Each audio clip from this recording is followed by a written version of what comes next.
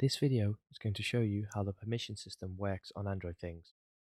Permissions are different on Android things versus Android, where they are known as runtime permissions. Here we will walk through the differences. Let's get started. In Android mobile development, you have the Play Store for downloading apps and you have a guaranteed UI to develop against. Whereas in Android things, if you go to production, you will likely be pre-installing your product with your application, and Android things does not guarantee you a UI. Therefore, runtime permission dialogues, as they are known in Android, do not exist, and you cannot offer the user UI to accept these permissions.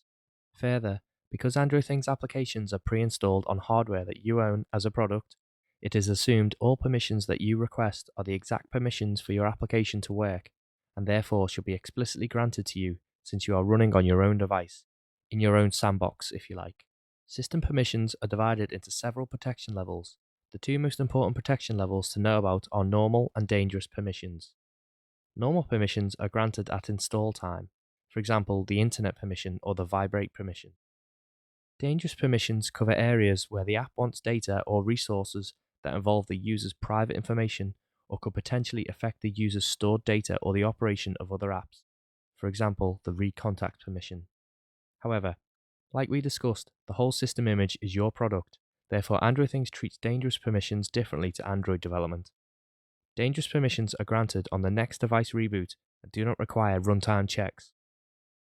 Further to this, Android Studio will install your applications with this ADB command: adb shell install -g myapp.apk. Android Studio's use of the -g flag should grant you all permissions automatically when installing an app on an emulator or test device. If this is not the case and you experience behavior that hints at the permissions not being granted, turn your device off, and then when it turns back on, your app will be granted the permissions. That's it.